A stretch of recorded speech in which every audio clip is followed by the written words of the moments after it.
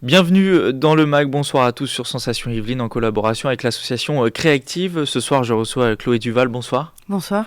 Vous êtes consultante en web marketing, ensemble nous allons parler de la e-réputation des chefs d'entreprise. Un mot d'abord sur votre parcours personnel, vous avez près de 20 ans d'expérience comme consultante en marketing auprès de grands groupes et de PME. Vous avez créé votre propre entreprise il y a quelques années, alors simplement ma question, pourquoi ? Pourquoi ? Après 15 ans d'expérience professionnelle en tant que consultante salariée pour un cabinet de conseil, j'ai dû faire face à la fermeture de mon cabinet pour diverses raisons. Et donc, je me suis posé la question, et maintenant, qu'est-ce que je fais ? Est-ce que je veux continuer dans le conseil ou pas ? Et après un temps de recherche sur moi-même, bilan de compétences, etc. Il s'est avéré que j'ai été tentée personnellement par cette aventure de travailler à mon compte. Et puis j'étais, je reconnais, entourée d'anciens collègues qui s'étaient mis eux-mêmes à leur compte et qui m'ont attirée vers cette voie-là. Et pour moi, c'était un challenge personnel que je voulais relever. Alors aujourd'hui, vous êtes consultante en web marketing. Qui fait appel à vous ? Quels sont vos clients ?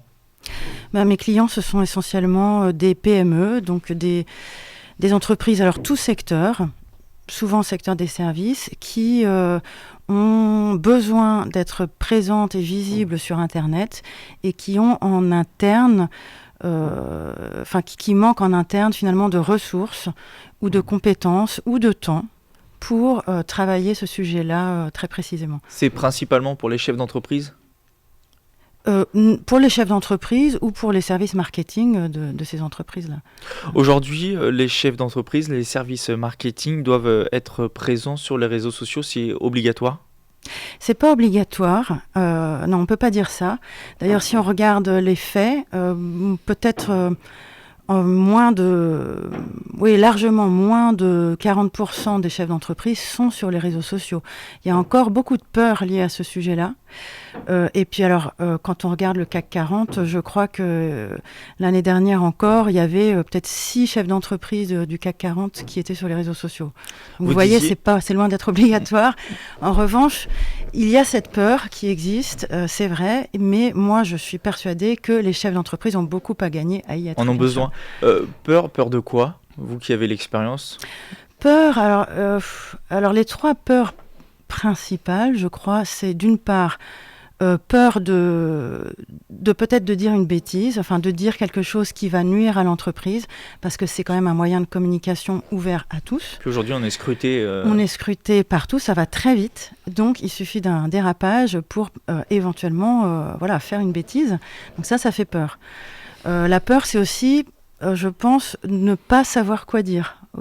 D'accord, j'ouvre mon compte sur Twitter, et si j'ai rien à dire ? Ouais. Et puis il y a des chefs d'entreprise qui pensent encore, si je caricature un peu, que pour être sur Twitter, il faut aussi parler de soi-même, il faut raconter où on est parti en vacances, qu'est-ce qu'on a pris au restaurant à déjeuner, vous voyez ? Alors que non, on peut parler de son business, qu'en fait, il ne s'agit pas de ça. L'actualité bien de sûr, son business. Il ne s'agit pas de ça. Et puis la 3e peur, je pense que c'est d'y perdre beaucoup de temps, d'être noyé en fait sous cette multiplicité des réseaux, des informations, etc. Et puis d'y perdre du temps. Alors qu'un chef d'entreprise, on sait bien qu'il court après le temps. Quels sont alors les avantages pour un chef d'entreprise et pour une entreprise plus généralement d'être présent sur les réseaux sociaux ? C'est de se faire connaître, de se faire apprécier du grand public. Ça peut être aussi de conquérir des nouveaux marchés, des nouveaux clients ? Oui, tout à fait. Tout ça, c'est vrai. Alors un chef d'entreprise qui va sur les réseaux sociaux, déjà, on ne va pas lui demander d'aller sur tous les réseaux, il va choisir le réseau, ou les quelques réseaux sur lesquels il a envie d'être. En fonction de ses besoins ? En fonction de ses besoins, de sa cible, et en fonction aussi d'une affinité personnelle, parce qu'en fait, chaque réseau fonctionne un petit peu différemment, chaque réseau a ses règles. Et donc, je pense que chacun a une affinité avec tel ou tel réseau. Et alors, l'avantage, les avantages, ils sont nombreux, je pense. Moi, j'ai un petit faible pour Twitter, par exemple. Ouais. Sur Twitter, Twitter, c'est une source d'information phénoménale, très rapide. Donc, un chef d'entreprise qui est sur Twitter va avoir des informations, il va être toutes les informations du secteur, il va être en contact avec les influenceurs et les personnes importante dans son secteur. Et puis, le chef d'entreprise qui est sur Twitter, il va pouvoir porter l'image de son entreprise.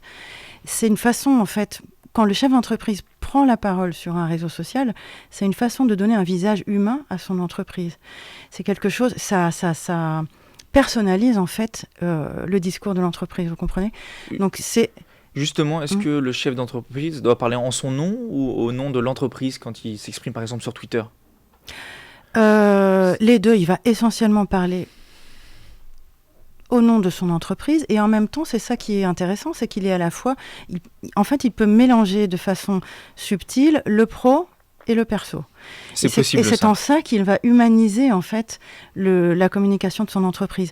Et quand il parle sur les réseaux sociaux, il fait bénéficier à son entreprise de son propre réseau personnel, qui peut être très important. Les chefs d'entreprise ont en général un réseau important qu'ils cultivent, et grâce à ça, il va permettre à son entreprise de bénéficier de ce réseau parallèle, en fait, parallèle à la communication institutionnelle de sa boîte.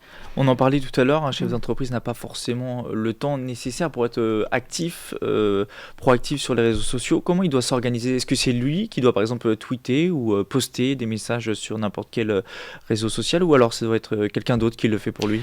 Alors ça va dépendre de la taille de l'entreprise et puis du temps dont il dispose. Ouais. Moi, je milite plutôt pour qu'il le fasse le plus possible lui-même, parce que ce savant dosage de pro, de perso, d'authenticité en fait, qui est souvent réclamé par les réseaux sociaux. En général, c'est la personne elle-même qui va être capable de le faire. Mais il faut avoir le temps, il faut avoir les outils également. En général, plus la boîte est petite, plus c'est le chef d'entreprise lui-même qui fait sa communication sur les réseaux sociaux, plus la boîte grandit, plus il va y avoir un service de communication qui va prendre ça en charge. Sont plus importants. Et puis, les enjeux sont plus importants, le risque sur la réputation est plus important. Voilà. En revanche, ce qui est bon pour un chef d'entreprise, c'est de connaître les outils qui vont lui permettre de gagner du temps et de faire ça rapidement sans se noyer et sans y passer plus d'une demi-heure par jour. Il faut faire aussi attention au rythme auquel on publie. Il ne s'agit pas d'inonder de messages toutes les 30 secondes, parce que déjà on pourrait croire qu'on ne fait rien d'autre. Et puis aussi, parce qu'on peut ennuyer les gens. On peut donner l'impression qu'on passe son temps sur les réseaux sociaux. Et ça, c'est du coup, on aboutit au résultat contraire que du résultat recherché. Le résultat recherché, c'est d'inspirer confiance et de créer un lien avec des investisseurs, des journalistes, des prospects, des clients. Donc, si on passe son temps sur les réseaux sociaux, la confiance risque d'être entamée. Donc, effectivement, il faut faire attention au rythme auquel on publie. Et ça, en général, on a très vite un feeling de ça, du rythme nécessaire. Pour conclure, quel conseil donneriez-vous à un chef d'entreprise qui veut soigner sa réputation, on va dire, très rapidement, très facilement ? Quelles sont les bases à avoir ? Peut-être plutôt être présent sur un réseau social plus qu'un autre ? Oui, alors je le disais, moi j'ai un faible pour Twitter, pour les chefs d'entreprise, parce que je pense que ça leur permet d'atteindre rapidement un réseau très très varié, je le disais, à la fois des journalistes, des potentiels investisseurs, des prospects, des clients. Et puis en même temps, ça leur donne une source d'information. Twitter, donc c'est bien. Et puis LinkedIn, qui est un réseau très très développé en France. Qui est le réseau B2B, le réseau des influenceurs, qui est peut-être plus simple pour un chef d'entreprise qui ne se sent pas de mêler pro et perso et d'avoir ce côté très personnel dans sa communication sur les réseaux sociaux. Mais LinkedIn est peut-être un moyen un peu plus simple d'aborder les réseaux sociaux. Merci Chloé Duval d'avoir été avec nous. C'est la fin de ce MAG, une émission réalisée en collaboration avec l'association Créactive, une association qui accompagne et fédère des femmes porteuses de projets ou chefs d'entreprise. Vous pouvez retrouver cette émission podcast audio et vidéo sur notre site radiosensation.fr. Bonne fin de soirée à tous sur Sensation Yveline.